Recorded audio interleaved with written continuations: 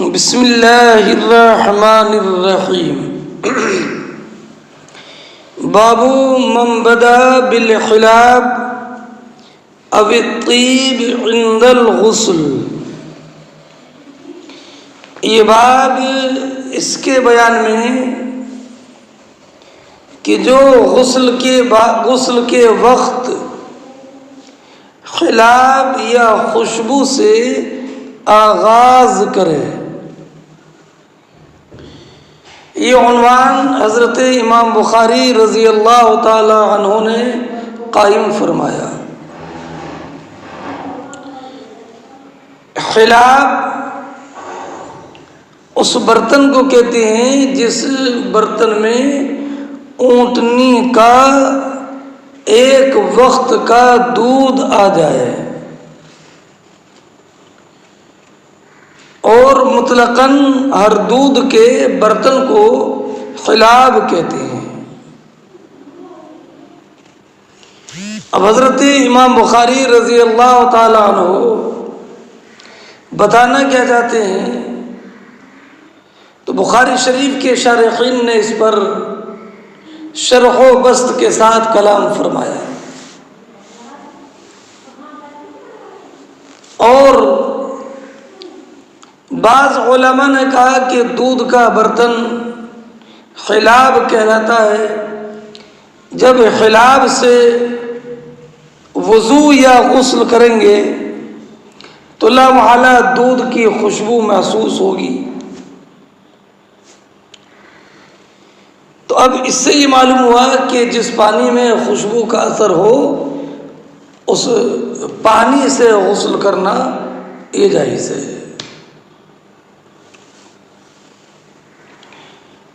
اب رہا یہ کہ والطیب، اور غسل کے وقت میں آغاز خوشبو سے ہو، تو اس تعلق سے حضرت امام بخاری رضی اللہ تعالیٰ عنہ نے کوئی روایت ذکر نہیں کی ہے، بلکہ بتانا ہی چاہتے ہیں کہ جیسے مجامعت سے پہلے نشاط کے لیے خوشبو لگانا یہ بہتر ہے، ایسے غسل سے پہلے الگ سے خوشبو لگانا یہ بہتر نہیں ہے۔ یعنی مستقلاً غسل سے پہلے خوشبو کا استعمال محمود نہیں، اور اگر جس برتن سے غسل کر رہا ہے اس برتن میں خوشبو کا اثر ہے تو اس سے غسل کرنے میں کوئی قباحت و شناعت نہیں ہے۔ فرماتے ہیں حدثنا محمد بن مثنى قال حدثنا ابو عاصم عن حنظلة عن عائشہ صدیقہ رضی اللہ تعالی عنہ ام المؤمنین ارشاد فرماتی ہیں کہ نبی کریم علیہ الصلوۃ والسلام جب جنابت سے غسل کرتے دعا بشیء نحو الحلاب، تو حلاب کی طرح کوئی برتن منگواتے، حلاب نہیں یعنی حلاب کی طرح، حلاب کے مثل کوئی برتن منگواتے۔ حلاب کا ذکر نہیں ہوا بلکہ بتانا یہ ہوا کہ اونٹنی کا دودھ دونے کا جو برتن ہوتا ہے اس برتن کے مثل گہرائی میں چوڑائی میں برتن منگواتے ہے نا۔ فَأَخَذَ بِكَفِّهِ، اب اخذ کا مفعول محذوف ہے، وَشَيْءٍ تو معنی ہوا فَأَخَذَ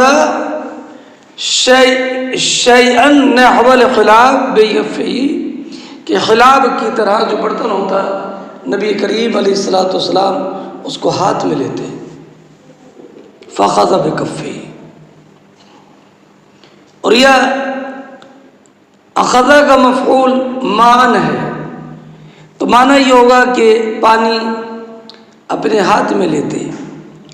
فبدأ بشق رأسه الأيمن، تو سرکار پانی اپنے داہنے سر کے دائیں حصے پر بہاتے. ثم الایسر، اس کے بعد بائیں برتن بائیں سر کے بائیں حصے میں پانی بہاتے، ہے نا. ثم فقال بهما على وسط راسه، پھر نبی کریم علیہ الصلوۃ والسلام اپنے دونوں ہاتھوں سے اپنے سر کے بیچ پر ملتے تاکہ پانی بالوں کی جڑوں تک پہنچ جائے. سمجھ گئے بھائی؟ اب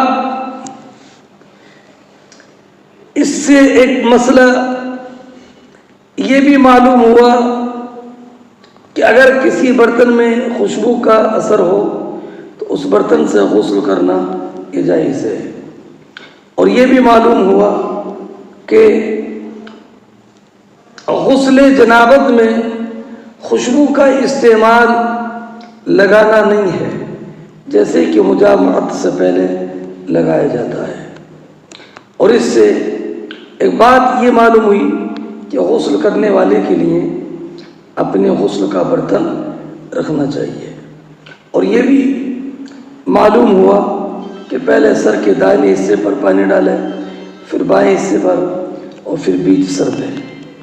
اور حضرت عائشہ صدیقہ رضی اللہ تعالی عنہا نے جو فرمایا کہ نبی کریم ایسا کرتے تھے، یہ استمرار و دوام پر دلالت کرتا ہے.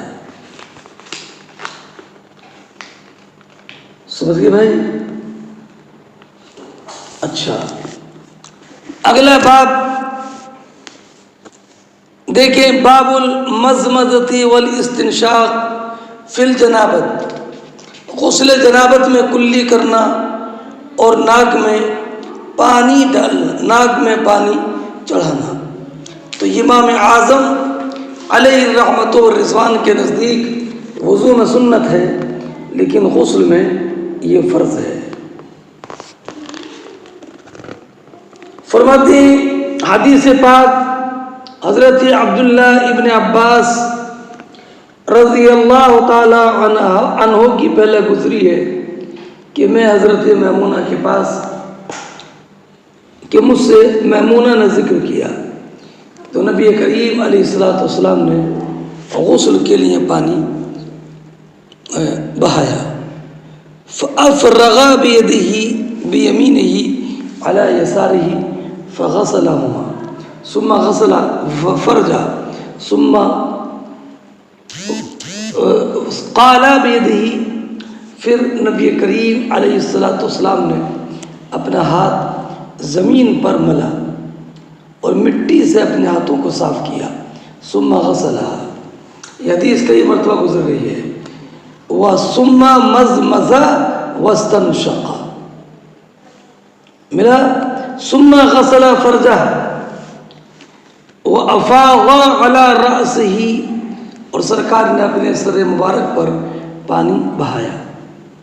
ثم تناحى، اس کے بعد نبی کریم علیہ الصلوۃ والسلام وہاں سے ہٹ گئے، پھر اپنے پیروں کو دھویا. تو میں نے بتایا تھا کہ اگر غسل ایسی جگہ پر کر رہا ہے جہاں پر کہ پانی جمع ہوتا ہے تو وہ پیر بعد میں دھوئے.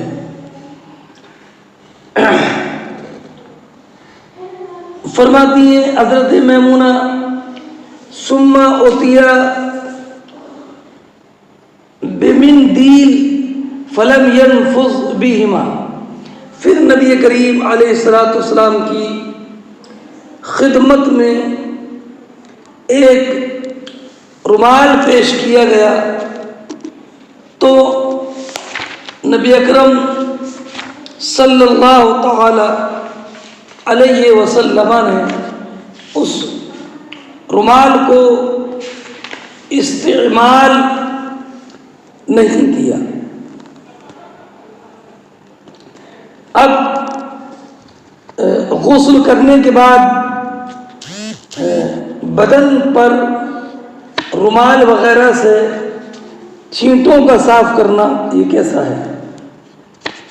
تو بعض علماء نے فرمایا کہ اس کا ترک مستحب ہے، اور بعض علماء نے کہا کہ مکروہ ہے، اور بعض علماء نے کہا کہ مباح ہے، اور بعض علماء نے کہا کہ رومال وغیرہ کا بعد میں استعمال کرنا یہ مستحب ہے، اور بعض علماء نے کہا گرمی میں مکروہ ہے اور سردی میں استعمال کی اجازت ہے۔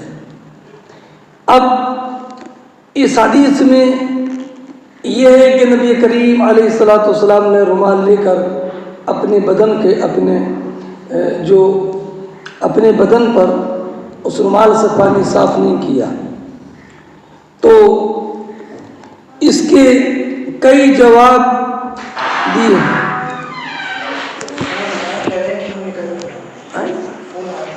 اچھا یہ صبح کو فون کر دو کہ آ رہے ہوں۔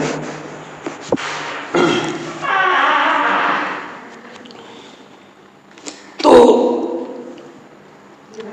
اس حدیث میں یہ جو ہے کہ سرکار نے رومال استعمال نہیں کیا، تو اس کی وجہ یہ ہے کہ نبی کریم علیہ الصلوۃ والسلام نے ہو سکتا ہے کہ ان کے رومال دینے سے پہلے اپنا بدن مبارک کسی دوسرے کپڑے سے صاف کر لیا ہو، یا آپ جلدی میں ہوں، اور یہ بھی احتمال ہے کہ گرمی کا موسم تھا، نبی کریم علیہ الصلوۃ والسلام نے پانی کی تری اپنے جسم پر باقی رکھنا یہ بہتر سمجھا، یا تواضع کے لیے، اور یا جو رومال پیش کیا وہ کچھ میلا رہا ہو، یا اس میں کچھ حصہ اور ٹکڑا ریشم کا ہو، ہے نا۔ اور بعض علماء نے حضرت ابراہیم نخعی علیہ الرحمۃ والرضوان سے نے یہ فرمایا کہ رومال تو استعمال کر سکتے ہیں، سرکار نے اس لیے رد کیا کہ کہیں یہ بطور عادت لازم نہ ہو جائے۔ اچھا، پھر دوسرا یہ بھی کہ آپ یہ بھی دیکھیں کہ حضرت میمونہ کا رومال پیش کرنا بعد میں اس بات کی دلیل ہے کہ نبی کریم علیہ الصلوۃ والسلام غسل کے بعد میں رومال سے اپنا بدن مبارک صاف کرتے تھے، ورنہ حضرت عائشہ صدیق، حضرت میمونہ رضی اللہ تعالی عنہا رومال لے کر نہیں آتی۔ چلیے، باب مسح الید بالتراب لتکون انقا، یہ بات اس بارے میں کہ ہاتھ مٹی سے صاف کرنا تاکہ ہاتھ زیادہ ستھرا اور صاف ہو جائے۔ حدیث پاک یہ پہلے گزر گئی ہے کہ حضرت میمونہ رضی اللہ تعالی عنہا بیان فرماتی ہیں کہ جب نبی کریم صلی اللہ تعالی علیہ وسلم غسل جنابت فرماتے ہیں تو فغسل فرج بیدہ، اپنے ہاتھ سے اپنے ہاتھوں کو دھوتے، اور ثم اپنے ہاتھوں سے اپنی شرمگاہ کو دھوتے، ثم دلک بها الحائط، پھر اس سے دیوار پر اپنے ہاتھ رگڑتے، ثم غسل، یہ پہلے ترجمہ ہے۔ اور مٹی سے ہاتھوں کو رگڑنا اس لیے تھا تاکہ وہ ہاتھ مٹی کے سے رگڑنے کی وجہ سے اور صاف ہو جائے۔ اگلا باب دیکھیے، باب هل يدخل الجنوب يده في الإناء قبل أن يغسلها إذا لم يكن على قدره جنابة قدر غیر الجنابہ۔ امام بخاری رضی اللہ تعالی عنہ یہاں سے یہ بیان فرماتے ہیں کہ کیا جنوب اپنا ہاتھ برتن میں ڈال سکتا ہے ہاتھ دھونے سے پہلے، جبکہ اس کے ہاتھ پر جنابت کے علاوہ اور کوئی دوسری گندگی نہ ہو؟ تو امام بخاری رضی اللہ تعالیٰ عنہ نے یہ باب قائم کر کے یہ بتایا کہ اگر جنوب کے بدن پر اور کوئی جنابت کے علاوہ اور کوئی دوسری گندگی نہیں ہے تو اپنا ہاتھ پانی کے برتن میں ڈال سکتا ہے۔ سمجھ گئے؟ ہمارے یہاں پر جنوب پر غسل واجب ہوتا ہے، محدث پر وضو واجب ہوتا ہے۔ تو محدث اور جنوب ہاتھ دھونے سے پہلے اپنا ہاتھ برتن چھوٹے برتن میں نہیں ڈال سکتے، ورنہ پانی مستعمل ہو جائے گا۔ اور آپ جانتے ہو کہ ماء مستعمل طاہر ہے لیکن مطہر نہیں ہے۔ بات سمجھ گئے؟ ہاں، اگر جنوب نے پہلے ہاتھ دھو لیے یا محدث نے پہلے ہاتھ دھو لیے اور اس کے بعد اس نے اپنا ہاتھ دھلا ہوا ہاتھ پانی کے برتن میں ڈال دیا تو پانی مستعمل نہیں ہوگا۔ بات سمجھ گئے؟ ہاں،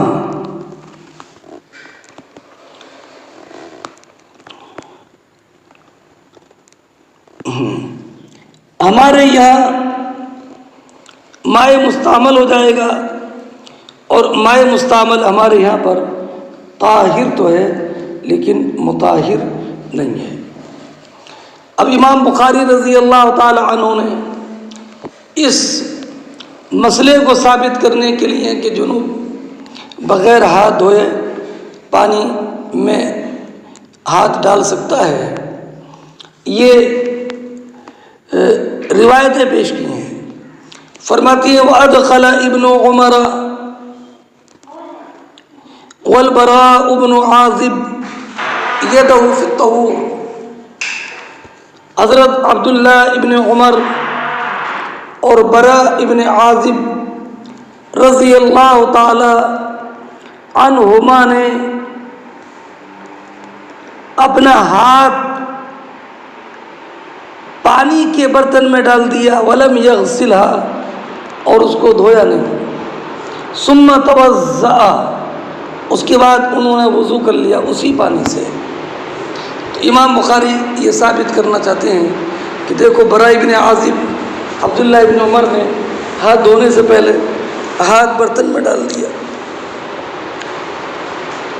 ہمارا جواب یہ ہے کہ یہ ہمارے مذہب کے خلاف نہیں ہے، اس لیے کہ ہو سکتا ہے کہ عبداللہ ابن عمر اور براء ابن عازب رضی اللہ تعالی عنہما نے پہلے ہاتھ دھویا ہو اور یا پہلے سے باوضو رہے ہوں۔ تو جب انسان پہلے سے باوضو ہے، اب ٹھنڈک حاصل کرنے کے لیے ہاتھ پانی میں ڈالتا ہے، اس سے پانی ہمارے یہاں بھی مستعمل نہیں ہوتا ہے۔ ہاں، بس سمجھیے۔ اب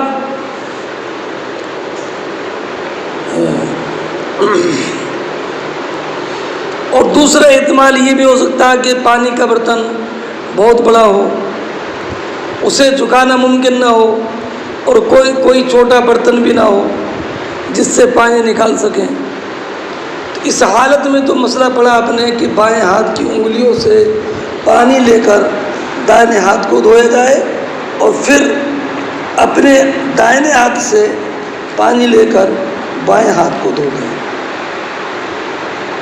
پھر یدہ کا لفظ ہے، یدہ یہ نہیں ہے، یدہ صیغہ واحد کے ساتھ، یہ بھی اس بات کی دلیل ہے تو صرف ایک ہاتھ بر بلا ضرورت پانی میں ڈالتے تھے. بات سمجھے؟ پھر برسبیل تنزل ہم یہ کہتے ہیں کہ یہ عمل صحابی کا ہے، اور نبی کریم علیہ الصلاۃ والسلام نے ارشاد فرمایا اذا استيقظ احدكم من منامه فليغسل يدهما قبل ادخالهما الاناء. تو اس سے بھی یہ معلوم ہوتا ہے کہ پہلے ہاتھ دھونے سے پہلے برتن میں ہاتھ ڈالنا یہ جائز نہیں ہے. بات سمجھ گئے؟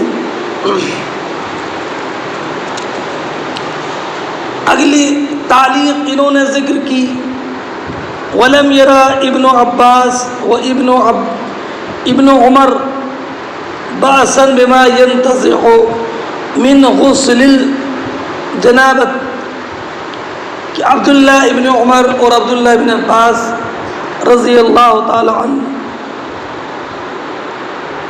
غسل جنابت کی حالت میں جو چھینٹیں پڑتی تھیں زمین پر اس میں کوئی حرج نہیں سمجھتے تھے. تو امام بخاری کیا کہنا چاہتے ہیں کہ جب غسل جنابت کیا اور پانی جسم سے گرا تو پانی تو مستعمل ہو گیا، اور عبداللہ ابن عباس عبداللہ ابن عمر اس میں کوئی حرج نہیں سمجھتے تھے. اس سے معلوم ہوا کہ اس پانی سے وضو یا غسل کرنا جائز ہے کہ نہیں، حرج نہیں سمجھتے تھے. تو یہ ہمارے مذہب کے خلاف نہیں ہے، اس لیے کہ جو پانی کی بوندیں زمین پر غسل جنابت سے گریں گی وہ تو مائع مستعمل ہوں گی، اور مائع مستعمل کو تو ہم پاک مانتے ہیں، ناپاک نہیں ہے نا. تو جب ناپاک نہیں مانتے تو اب اسی وجہ سے عبداللہ ابن عمر اور عبداللہ ابن عباس اس میں کوئی حرج نہیں سمجھتے تھے، تو وہ تو پاک ہے. چلیے اگلی روایت دیکھیں. حضرت عائشہ صدیقہ رضی اللہ تعالی عنہ ام المؤمنین ارشاد فرماتی ہیں کہ میں اور نبی کریم علیہ الصلاۃ والسلام ایک برتن سے غسل کرتے، تختلف ایدینا فی، ہمارے ہاتھ اس میں ایک کے بعد دیگرے پڑتے تھے. اب بھائی ایک کے بعد دیگرے پڑھتے تھے، اس سے ہمارے مذہب کا خلاف کہاں ثابت ہوا؟ اس لیے کہ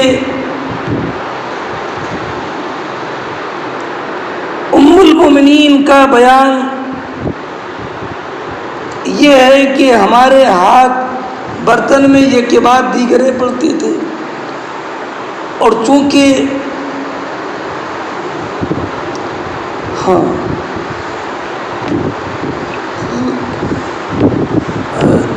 ہاتھ برتن میں ڈالنے سے پہلے دونوں اپنے ہاتھ دھو لیتے تھے، اور جب ہاتھ دھو لیا تو اب ہاتھ پر جنابت کا اثر تو رہا نہیں، وہ جنابت تو دور ہو گئی. اس کے بعد ہاتھ ڈالنے سے پانی مستعمل نہیں ہوگا، اور جب مائع مستعمل نہیں ہوگا وہ تو یہ ہمارے مذہب کے خلاف کہاں ہوا؟ اگلا بات اگلی حدیث پاک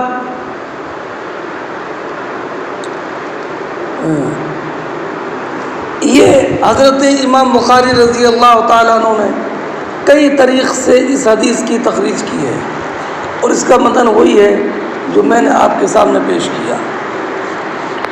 اگلا دیکھو، باب من افرغ بیمینہ علی شمالہ فی الغسل.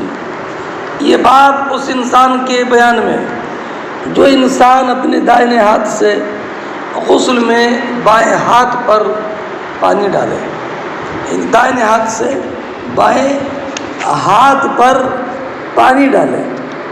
دائیں ہاتھ سے ہے نا بائیں ہاتھ پر. تو یہ حدیث بھی پہلے گزر گئی ہے نا. اور یہ حضرت میمونہ بنت حارث ام المؤمنین کی روایت ہے، جس کی تشریح ابھی میں نے آپ کے سامنے پیش کی ہے نا. اس حدیث میں یہ ثم افرغ بیمینہ علی شمالہ، یہ پہلے ترجمہ ہے کہ نبی کریم علیہ الصلوۃ والسلام نے اپنے دائیں ہاتھ سے بائیں ہاتھ پر پانی ڈالا. اچھا، اور اس میں پھر وہ یہ فناولت خرقہ، میں نے ایک کپڑے کا ٹکڑا سرکار کے بدن صاف کرنے کے لیے دیا. ولم یریدھا، اور سرکار نے اس کا ارادہ نہیں کیا، یعنی اس کپڑے سے بدن صاف نہیں کیا. صاف نہ کرنے کی جو وجہ تھی وہ میں نے پہلے آپ کو بتا دی. اگلا باب دیکھیں، باب و تفریق الغسل والوضو. یہ باب اس بارے میں کہ غسل اور وضو میں تفریق کرنا، یعنی اعضائے وضو کو ایک کے بعد دیگر فوراً بلا وقفے کے دھونا یہ فرض نہیں ہے، یا غسل میں فوراً سارے بدن پر پانی بہانا یہ فرض نہیں ہے. فرماتی ہیں دلک اور موالات امام اعظم کے نزدیک واجب نہیں ہے، نہ رگڑنا واجب ہے اور نہ موالات یک کے بعد دیگر یہ اعضائے وضو کو دھونا یہ لازم نہیں ہے. فرماتے ہیں وَيُذْكَرُ عَنِ ابْنِ عُمَرَ أَنَّهُ سَأَلَ قَدَمَيْهِ بَعْدَمَا جَفَّ وَضُوءَهُ. عبداللہ بن عمر رضی اللہ تعالی عنہ نے اپنے قدم دھوئے بعد اس کے کہ آپ کے اعضائے وضو خشک ہو چکے تھے. تو اس سے یہ معلوم ہوا کہ موالات فرض نہیں ہے. حضرت میمونہ رضی اللہ تعالی عنہ کی وہی روایت جو ابھی میں نے آپ کے سامنے پیش کی ہے وہ پھر اس کے بعد ہے. اس کے بعد آپ آخری صفحے کی آخری سطر دیکھیے، باب اذا جامع ثم عاد. یہ بات اس بارے میں کہ جو انسان مجامعت کرے اور مجامعت کرنے کے بعد غسل کرنے سے پہلے دوبارہ مجامعت کرنا چاہے، یا اگر کئی بیویاں ہیں تو ایک کے بعد دیگر بیویوں سے مجامعت کرنا اور غسل جنابت بیچ میں نہ کرنا. ہمارے علماء نے فرمایا کہ اگر مجامعت کے بعد پھر دوبارہ مجامعت کرنا چاہتا ہے تو وہ وضو کر لے اور وضو کے بعد میں پھر جنابت کرے.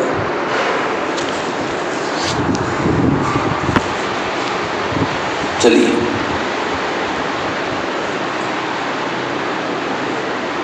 فرماتے ہیں ابراہیم بن محمد بن منتشر اپنے والد محمد بن منتشر سے روایت کر کے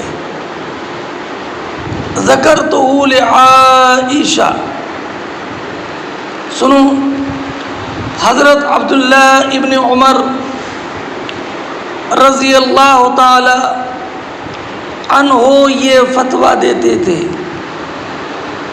کہ میں یہ پسند نہیں کرتا کہ کوئی انسان احرام باندھے اور حال یہ ہو کہ اس کے بدن سے خوشبو اڑتی ہو، یہ میں پسند نہیں کرتا. تو ایک بات آپ یاد رکھیں کہ حالت احرام میں خوشبو کا استعمال جائز نہیں ہے، لیکن اگر احرام باندھنے سے پہلے خوشبو لگا لی اور اس کا اثر حالت احرام میں باقی رہا، اس میں کوئی حرج نہیں ہے۔ عبداللہ ابن عمر رضی اللہ تعالی عنہ اس بات کو ناپسند کرتے تھے کہ حالت احرام میں کسی انسان کے بدن سے خوشبو مہکتی ہو اور خوشبو آتی ہو۔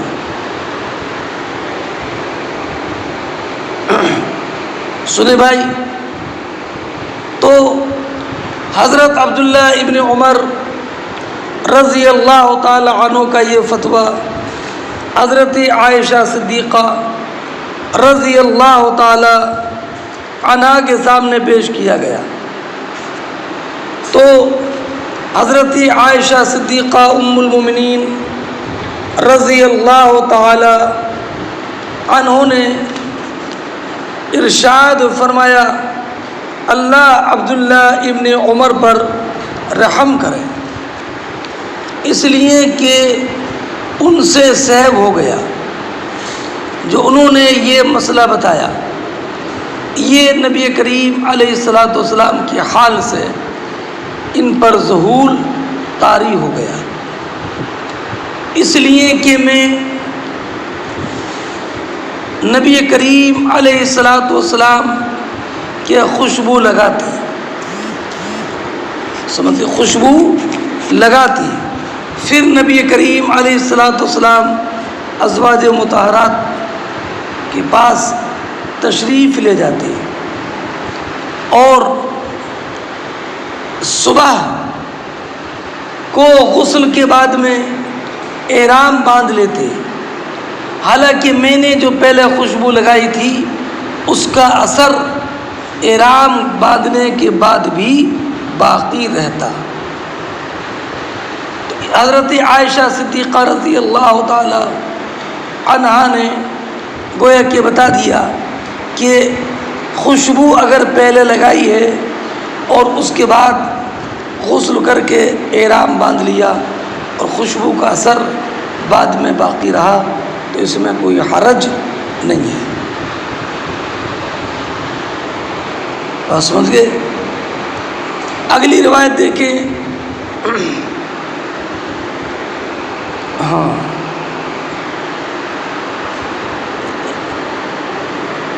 اگلی روایت انس بن مالک رضی اللہ تعالی عنہ بیان فرماتے ہیں کہ نبی کریم صلی اللہ تعالی علیہ وسلم دن اور رات میں، دن میں کبھی رات میں، ایک ساعت میں اپنی تمام ازواج کے پاس تشریف لے جاتے، اور یہ ازواج 11 تھیں۔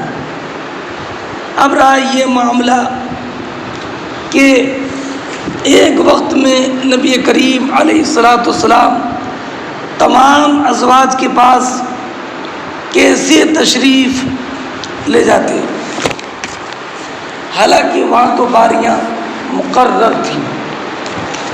تو بعض علماء نے کہا کہ سفر سے واپسی پر باری شروع کرنے سے پہلے ایسا موقع ملتا تھا، اس لیے کہ باری سفر سے پہلے باری سب کی ختم ہو گئی، اب سفر سے واپس آئے تو باری شروع کرنے سے پہلے تمام ازواج مطہرات کے پاس تشریف لے جاتے۔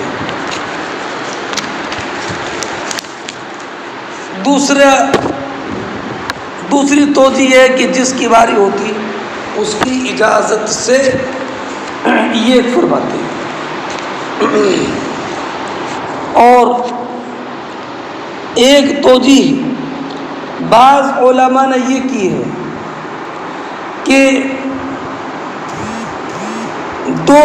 ایک باری مکمل ہونے کے بعد دوسری باری شروع کرنے سے پہلے سرکار تمام ازواج مطہرات کے پاس تشریف لے جاتے ہیں، اور ایک توجہ یہ کی ہے کہ عصر سے مغرب تک کا جو وقت ہے یہ کسی کی باری میں نہیں آتا ہے، اس لیے سرکار اس ساعت میں سب کے پاس تشریف لے جاتے ہیں۔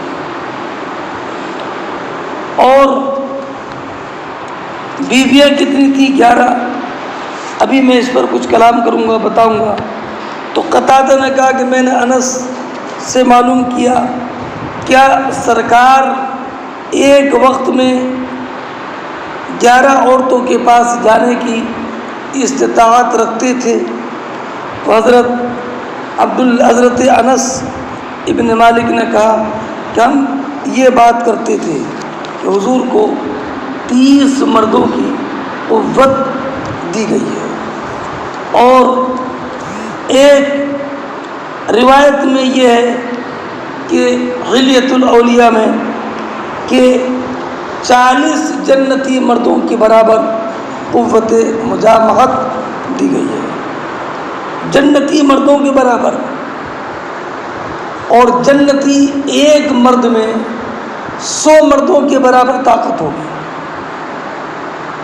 اب اس سے یہ معلوم ہوا کہ نبی کریم علیہ السلام کو اللہ رب العزت نے 4000 مردوں کے برابر طاقت عطا فرمائی تھی،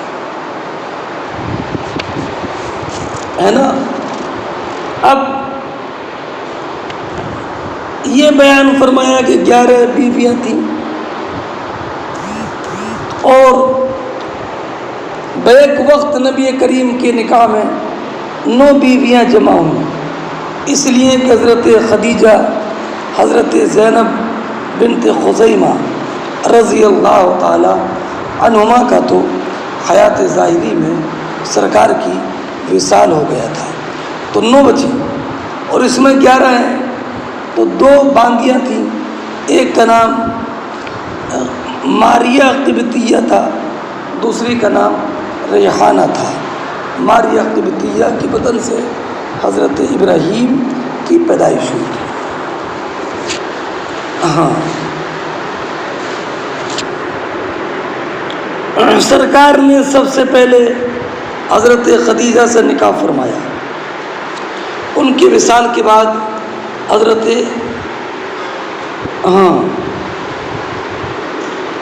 سودا رضی اللہ تعالی عنہا سے نکاح فرمایا۔ ہجرت کے دوسرے سال تک حضرت سودا ہی رہتی تھی۔ سن 2 ہجری میں حضرت عائشہ رخصت ہو کر حاضر خدمت ہوئی۔ تیسرے 4 سال ام سلمہ، حضرت حفصہ، حضرت زینب بنت خزیمہ۔ 5ویں سال حضرت زینب بنت جہش۔ 6 سال حضرت جبیریہ۔ 7ویں سال حضرت صفیہ، حضرت میمونہ، حضرت ام حبیبہ سے نکاح فرمایا، اور 7ویں سال یہ 9 ازواج اکٹھا ہو گئی تھی۔ تو 11 کا ذکر بھی ہے اور 9 کا ذکر بھی ہے۔ باندیوں کو ہٹا دو تو 9 ہیں، اور ان کو ملاؤ تو یہ 11 ہے۔ اس سے ایک بات یہ معلوم ہوئی کہ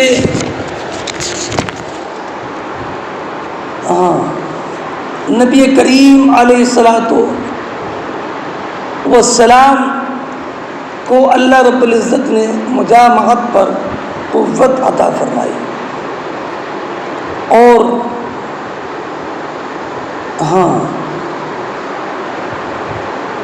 حضرت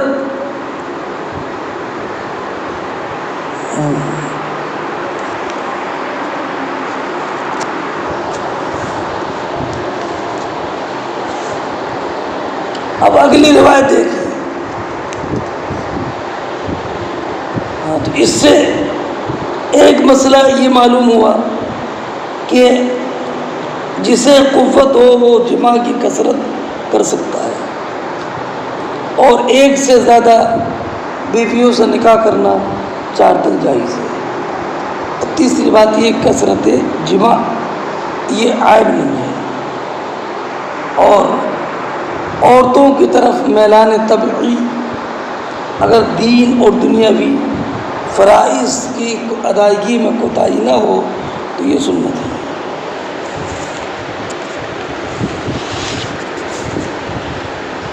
اگلی روایت دیکھیں،